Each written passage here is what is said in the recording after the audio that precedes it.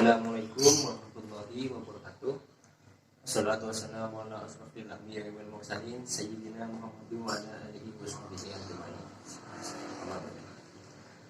Perkenalkan, nama saya Wildan Nawawi Firmana. Saya dari Fakultas Ekonomi saya kelas D. Hari ini saya akan mempresentasikan ilmu tauhid yang dipaku oleh Bapak Fakih Ali Sariati. Di kesempatan hari ini saya akan menjelaskan tentang beriman kepada kitab-kitab Allah. Iman kepada kitab-kitab Allah adalah mengakui, mempercayai dan meyakini bahwa Allah Subhanahu wa taala telah menurunkan kitab kepada para nabi dan rasulnya, dan beriman kepada kitab-kitab Allah itu ada di rukun iman yang ketiga. Kita langsung ke pembahasan. Satu, pengertian iman kepada kitab-kitab Allah. Yang dimaksud dengan Alkitab adalah Al-Quran. Telah sepakat segenap umat Islam bahwa Nabi Muhammad SAW diutus dengan membawa sebuah kitab. Kitab itu ditujukan kepada beliau dengan bahasa Arab, dan kitab itu disebut dengan Al-Quran. Alkitab menurut lugha bahasa terambil dari kata kerja, kata baik artinya menulis. Maka perkataan Alkitab itu berarti tulisan. Maksudnya agar dicatat atau ditulis dalam mushaf oleh umat Islam. Adapun Al-Quran menurut bahasa terampil dari kata kerja qira'a artinya membaca, maka Al-Quran itu berarti bacaan. Maksud agar ia dibaca oleh segenap umat Islam. Sebelum hakikat Al-Quran itu sendiri adalah gaib, yang jelas Al-Quran adalah wahyu dari Allah yang diturunkan kepada Nabi Muhammad SAW dengan perantaraan malaikat Jibril sebagai petunjuk untuk umat manusia. Kata Alkitab dan Al-Quran itu banyak disebutkan di dalam Al-Quran. Misalnya, Al-Quran tidak ada keraguan padanya, petunjuk bagi mereka yang bertakwa. Surat Al-Baqarah ayat 2. Macam-macam kitab Allah yang wajib kita imani. Kitab Taurat diturunkan kepada Nabi Musa sebagai pedoman dan petunjuk bagi kaum Bani Israel. Hal ini sesuai dengan firman Allah Subhanahu wa taala. 2. Kitab Zabur diturunkan kepada Nabi Daud alaihissalam untuk dijadikan pedoman hidup bagi kaum Yahudi. 3. Kitab Injil diturunkan kepada Nabi Isa alaihissalam sebagai petunjuk dan tuntunan bagi Bani Israel. 4. Kitab Al-Quran diturunkan kepada Nabi Muhammad SAW untuk dijadikan pedoman dan petunjuk bagi seluruh umat manusia, bukan cuma bahasa Arab. Nomor 3. Kitab dan suhuf. Yang dimaksud kitab ialah kumpulan firman yang diwahyukan kepada Rasulnya. Wahyu itu dicatat dalam lembaran-lembaran kertas, kemudian lembaran-lembaran itu disatukan menjadi buku besar dan disusun secara sistematis sesuai petunjuk Rasul sendiri. Kemudian lembaran-lembaran yang sudah berwujud buku itu lazimnya disebut kitab.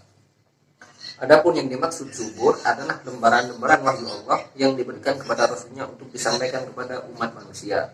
Dengan demikian juga kita bandingkan dengan kitab suhuf, relatif lebih sedikit daripada kitab beberapa suhuf dikumpulkan sehingga menjadi sebuah kitab. Allah berfirman sebagai berikut, yang artinya sesungguhnya ini benar-benar terhadap dalam kitab-kitab dahulu, yaitu kitab-kitab Ibrahim dan Musa. Surat Al-A'la ayat 18-19. 4 isi pokok dari kitab-kitab Allah. Pada dasarnya kitab-kitab suci memuat beberapa hal, yakni 1. Hukum iktikodiah, hukum tentang keyakinan seperti iman kepada Allah Subhanahu wa taala, malaikat, rasul, hari akhir dan takdir. Hukum uluhiyah, hukum tentang akhlak, yaitu kewajiban kepada mukallaf untuk menghias diri dengan kelakuan utama akhlakul karimah dan menghindarkan diri dari perilaku tercela akhlakul mazmumah. 3. Hukum amaliyah, hukum tentang amal perbuatan, yang ini segala perkataan, perbuatan dan tindakan manusia. Kandungan kitab Allah Subhanahu wa taala, kitab Taurat. Ada yang menyebutnya Taurat atau Torah. Diturunkan kepada Nabi Musa alaihissalam pada abad 15 sebelum Masehi untuk Bani Israel dan berbahasa Ibrani. Kandungan kitab Taurat, perintah mengisahkan Allah Subhanahu wa taala, larangan menyembah dan membuat patung berhala, larangan menyebut nama Allah dengan sia-sia, perintah mensucikan hari Sabtu, perintah menghormati ayah dan ibu, larangan membunuh sesama manusia, larangan berbuat zina, larangan mencuri, larangan menjadi saksi palsu, larangan mengambil istri orang lain. Kitab Zabur. Ada yang menyebut Mazkur ataupun Pasca, diturunkan kepada Nabi Daud pada abad 10 sebelum Masehi untuk Bani Israel dan berbahasa Kipti. Kandungan kitab Zabur, doa, zikir, nasihat, hikmah, menyeru kepada ketauhidan. Kitab Injil ada yang menamakan Bible ataupun Alkitab diturunkan kepada Nabi Isa alaihissalam, Yesus pada abad 1 Masehi untuk Bani Israel dan berbahasa Suryani. Kandungan kitab Injil seruan tauhid kepada Allah Subhanahu wa taala, ajaran hidup zuhud dan menjauhi kerusakan terhadap dunia. Merevisi sebagian hukum Taurat yang sudah tidak sesuai, berita tentang datangnya Nabi akhir zaman bernama Ahmad atau Muhammad. Al-Quran. Nama lainnya adalah Az-Zikr, Al-Furqan, Al-Bayan, Al-Huda, dan lain-lain. Al-Quran adalah wahyu Allah yang turun kepada Nabi Muhammad SAW, baik disampaikan dengan perantara melalui malaikat Jibril maupun yang diterima melalui isyarat. Al-Quran diturunkan kepada Nabi Muhammad SAW pada abad 7 Masehi, mulai 6 Agustus 610 Masehi untuk pedoman seluruh umat manusia dan berbahasa Arab.